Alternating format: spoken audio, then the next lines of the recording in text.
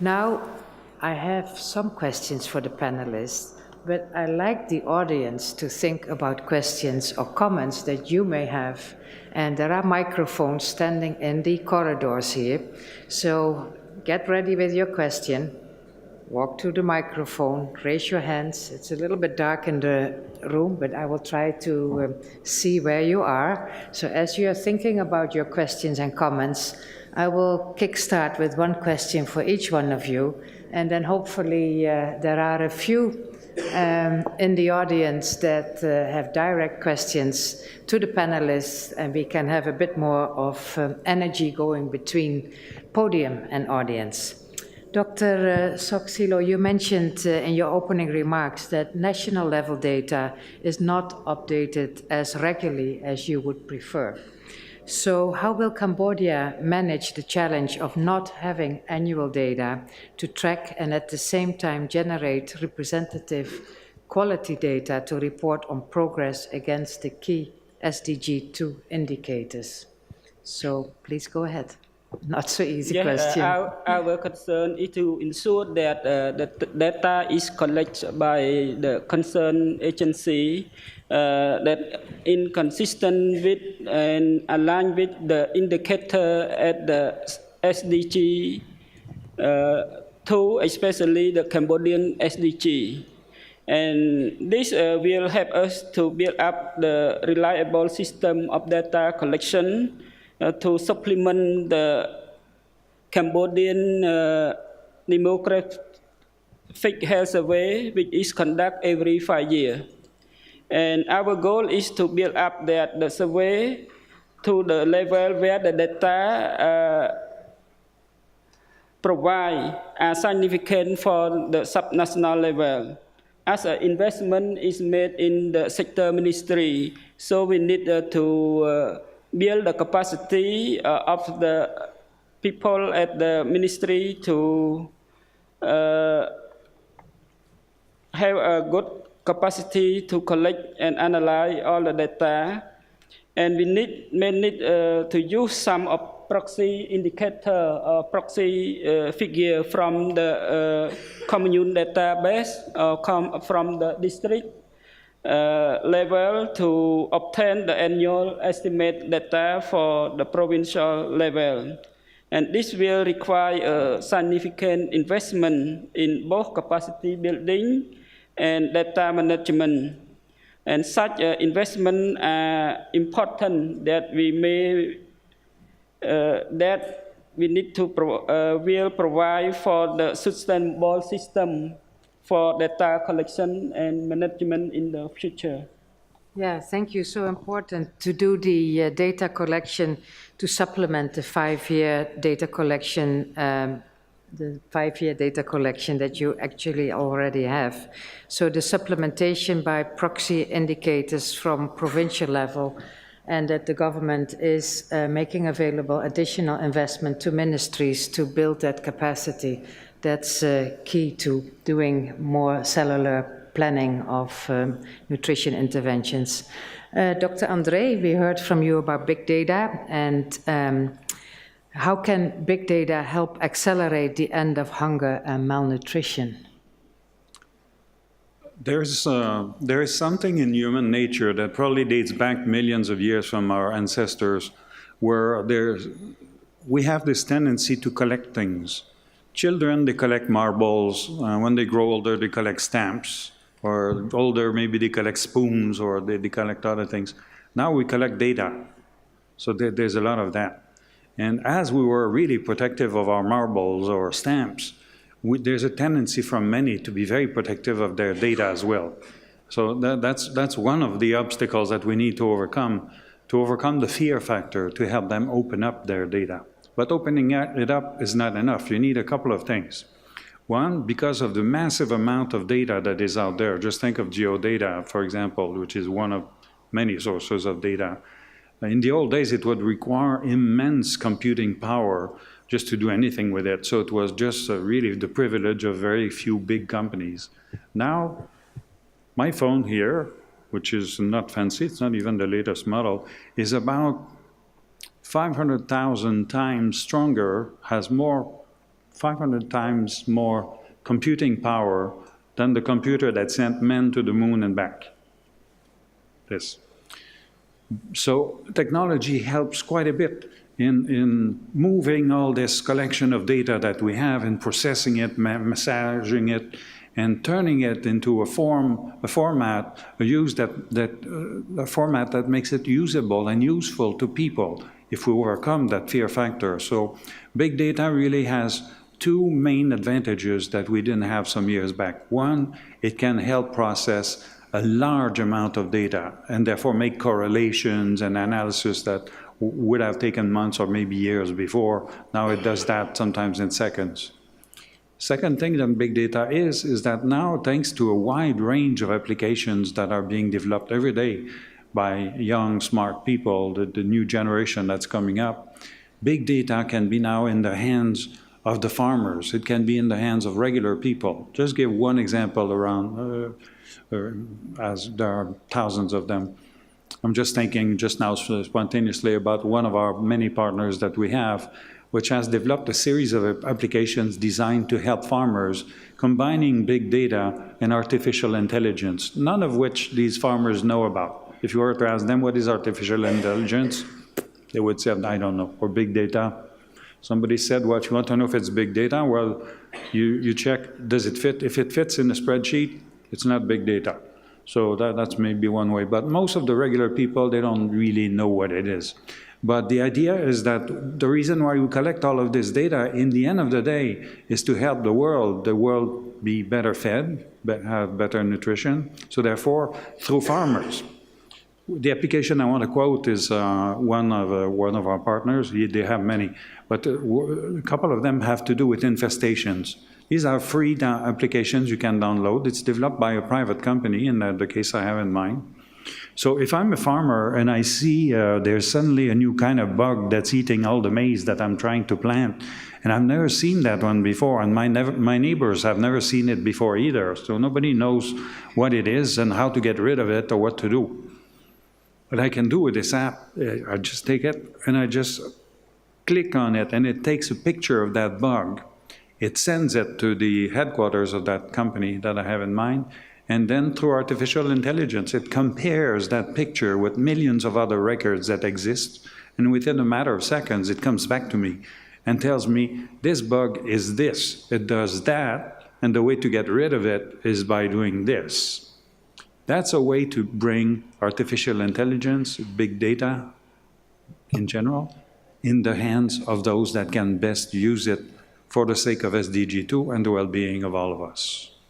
Thank you. So the use of big data technology that can help to turn data into helpful analysis to have better nutrition of the world population, that's the bottom line, and a key thing to remind us. And even the marbles that we used to play with, maybe we are now playing with the data, but we are not analyzing and using it enough. Dr. David Pelletier, you spoke about sharing knowledge as it relates to food insecurity experience scale. So what do we mean when we speak of sharing knowledge about accelerators? Is it simply a description of the accelerator itself, or more than that? And feel free to add something on growing up of under fives with the same food intake. That is a personal interest. Okay, Go ahead. remind me if I don't get to that one. On the first question, I think it's helpful. The answer is we need to know much more than a description of the accelerator itself.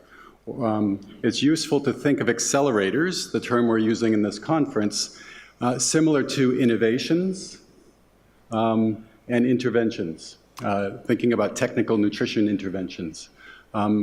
There's tremendous experience demonstrating that the challenges of disseminating these innovations, getting them adopted and adapted properly for the context, getting them well accepted and understood, and then getting them implemented down to the field is a long and complex process. So in addition to having a description of the accelerator itself or the indicator, there's a need for much more robust guidance on how to achieve these other steps of adoption, adaptation, implementation, and adjustment over time.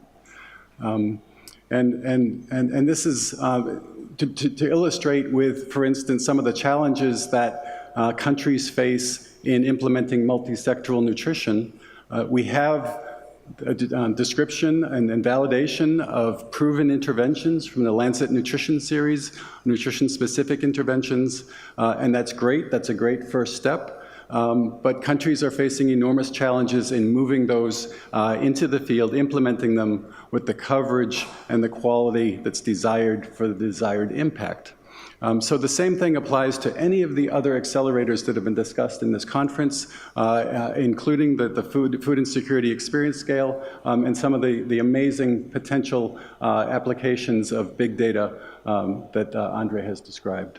On your other point, I'm happy to say that I believe what I said is children around the world under the age of 5 will all grow in the same way if they're given the proper conditions.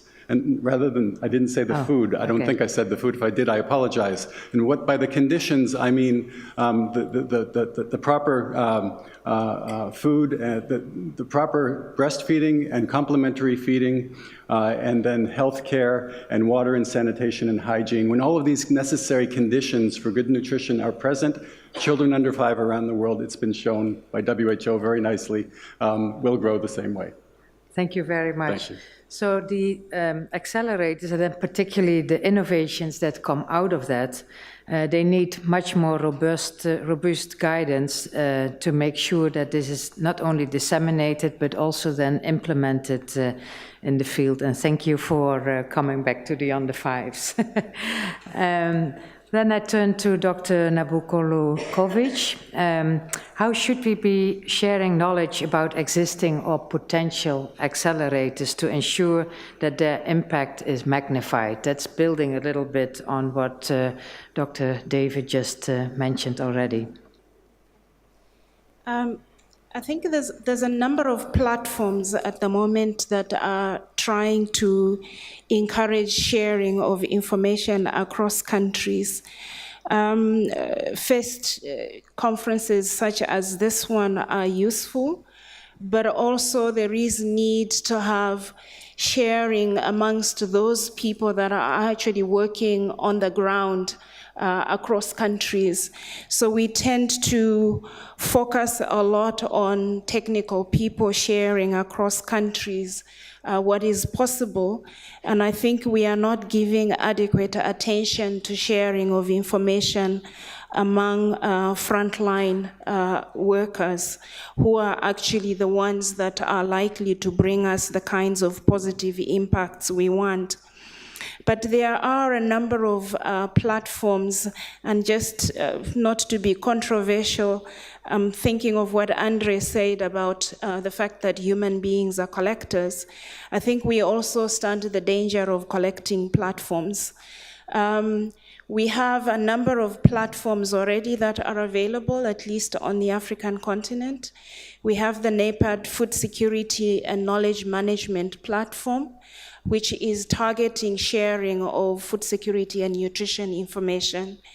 We also have, IFPRI does have a food security portal, and then we also have the Regional Strategic Analysis and Knowledge Support System, which has a platform for Asia as well as a platform for Africa. The platform for Africa is linked to the African Union for the Comprehensive Africa Agriculture Development Program that I talked about earlier. Now, in addition to that, we now have the Knowledge for Implementation and Impact Initiative, KI3, which is seeking to put forward a global hub of information. So I think, given the different platforms that are available, I think there is need to really discuss ways in which information can be shared so that the platforms that can be there can actually, where there are linkages that can be made to create synergy, that this actually takes place. On the African continent, we have an annual CADEP CADEP platform, partnership platform, which is a conference that takes place every year. We also have the annual Trends and Outlooks report, and that also is associated with CADEP. So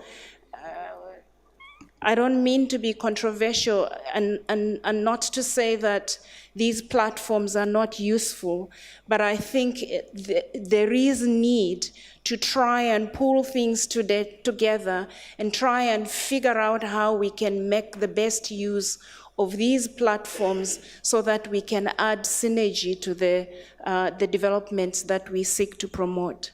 Thank you. Yeah, thank you very much. Yeah. So there is so much already existing, but how do we put it to good use? That's a big question. So let me turn to the audience. If there are one or two or three who I see one hand in the very, very back and then in the middle. So first the one in the back, then the one with the white, black shirt, and I take the two of you there, and then I think that's the four, and then we stop and we turn to the panel. So please go ahead, the one in the very back. Yeah. Good morning. My name is Rhoda Mofia Mkuka. I'm from the Indo Agriculture Policy Research Institute in Lusaka, Zambia. Thank you very much for an interesting discussion.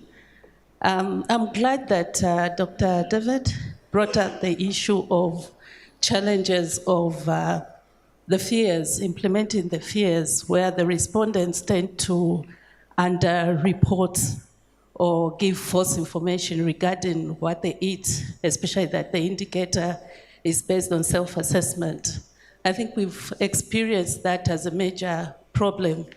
And sometimes we've tried to combine it with other data that relate to agriculture production. And sometimes you see that they indicate that they harvested a lot and they still have a lot in stock, but they still report that they went hungry for so many days without eating. I think that has contributed a lot to having very low or high rates of food insecurity, especially in Africa. I don't know how we can deal with that, but it's a major challenge. Thank you. And then another innovative way we've made, I think, which even the Vice President alluded to, which at least helps with the challenge of resources for data collection. We've incorporated the fears in the quarterly labor survey. And the labor survey covers both rural and urban, so at least it's nationally representative. And this has really helped even deal with the seasonality issues. Thank you. Thank you very much. Yeah, your colleague, right. Okay, my name is Tasfaye. I'm from Ethiopian Public Health Institute. My question is to Dr. Andre. What are the nutrition data gap you see from the SDG indicator point of view? And the second question is, what's your view from data quality point of view from Godan database? And do you have any plan to alleviate those data quality issues? Thank you. Thank you very much. Then we had two there, yes. Thank you. We'll take four questions, and then everyone get once to go for the final words and responding to the questions. Yes, please go ahead. Hussein Rahman from Bangladesh. I have just two quick observations. One, we need to emphasize the issue of data integrity, not just the incompleteness from the respondent side, but we see the problem of the political interest in friendly data. That's a problem which complicates data collection, actually. So the quality assurance of the data collection process, that needs to be kept in mind. And the other issue is about the understanding the food insecurity experience. The specificity of the urban experience needs to be explored more, I think, because sometimes the problem is not just the food intake, but problems like cooking spaces, cooking timings, for working mothers. These are not problems related to rural poverty, but these are new problems related to urban poverty. We need to deepen our understanding of that. Thank you. Thank you. And right next to you, yeah. My name is Warren Lee from FAO, and I'm also one of the persons responsible for developing this MDDW indicator. And this indicator is very easy and also low cost to use to collect data. And so it is very useful for low resource settings in the world. And I agree with Dr. Lokomombo about this importance of collecting this indicator on a regular basis. Because by collecting this indicator on a regular basis, it will also help country to modify their programs, their interventions, and also their policies in targeting different approaches to improve nutrition, to improve their agricultural practices. So when FAO tried to assist country to collect this indicator, we thought of getting a agency in the country which has the role to collect data, which can collect this data in a sustainable way so that, when we have built up their capacity, they can have the ability to collect the data by themselves. Let me quote you an example like Tajikistan. We have built the capacity, the whole country is now able to collect the data, and it's also integrated, the data collection is integrated into the living standard survey, like what the First Lady of Zambia mentioned. This is a good idea because, this living standard survey is conducted every year. That means, when they start to collect this data on living standard, they will also collect this MDDW indicator. And it's also very important, as you said, that the MDDW indicator need to reflect the eating habits of different regions of the country. So when we try to collect data, we try to adapt the questionnaires to different subnational level so that the data will be reflective of the local eating situations. So these are my comments on the very usefulness of this indicator from tracking the progress of nutrition. And if we collect this indicator on a regular basis, we can also accelerate the progress of improving nutrition of the country. Thank you. So here we have 4 questions, and it is also an opportunity for each one of the panelists to say their last little bit. But before getting there, there is an expression that says, the world is awash in information, but starved for wisdom. So giving the ready access to information via internet, why do we face the challenge of accessing and applying data, and how do you think we can overcome it? In a way, all of the 4 questions were related to the data and to all what is available. So let me repeat the bottom line of each one of the 4 questions. I take the liberty to assign each one of you 1 question, and that's also your final intervention for this panel. So, David, maybe you can say something. I will go one by one, but I will first, to give you time to think about the answer. So, David, why don't you take the question of our colleague from the Lusaka Research Institute on the issue of quality when it comes down to self-reporting? And then, André, why don't you address the question that was raised from our colleague from the Ethiopian Public Health Institute, that what is the data gap from a nutrition point of view, the big data gap of a nutrition point of view. And then I would like to ask Namakulu to think about the question that came from our colleague from Bangladesh about quality assurance of data collection, especially when we think of the urban context.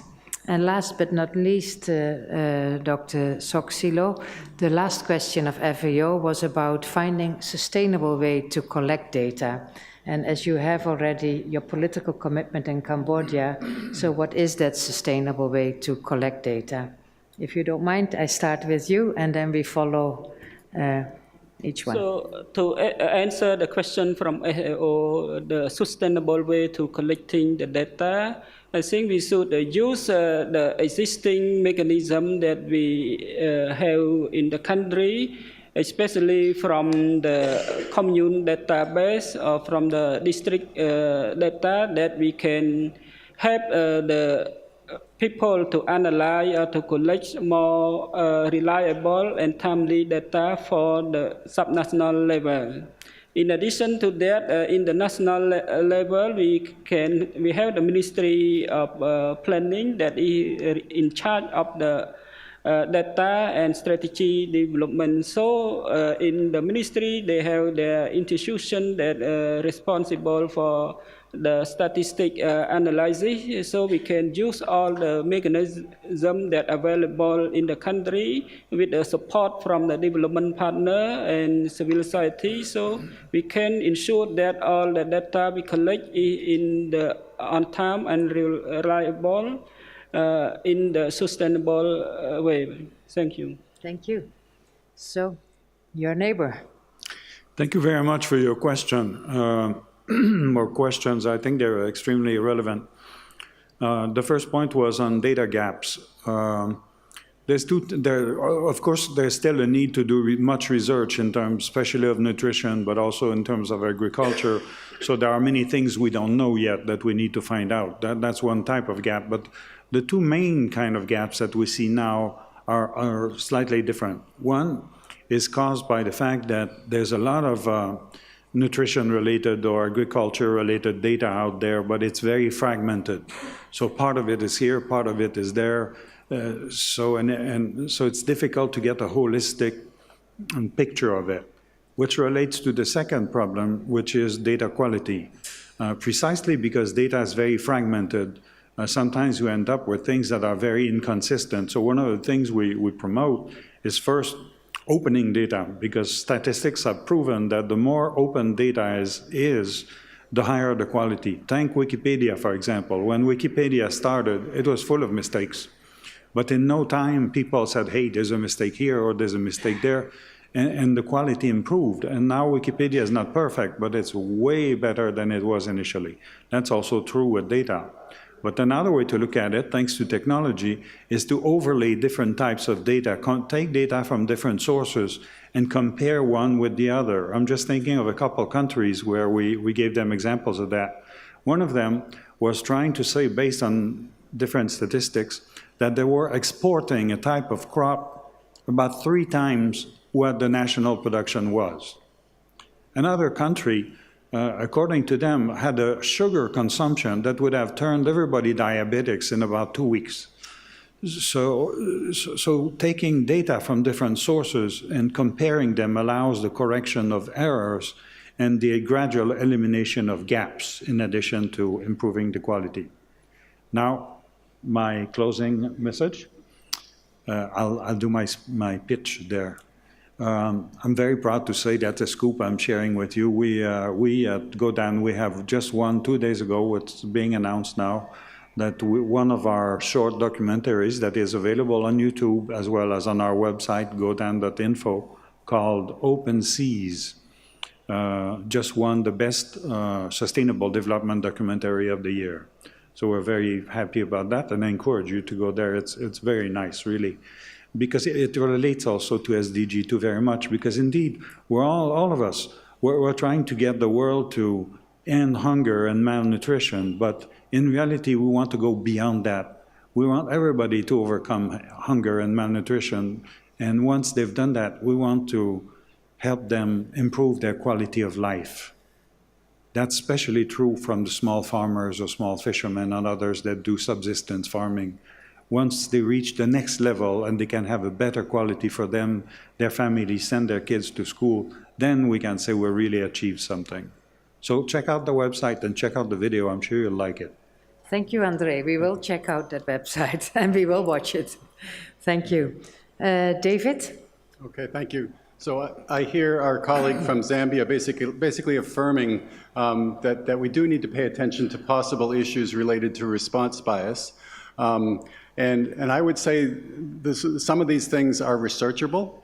So for instance, it's possible to experiment with different ways of giving the disclosure and the description and the preamble of the series of questions to the respondent so that they're very clear on what it's about and what it's not about, and give them license to speak, to answer as accurately as they can. That's a very researchable thing, to experiment with different ways of posing the questions. Not just posing the questions, but the preamble before the questions are asked.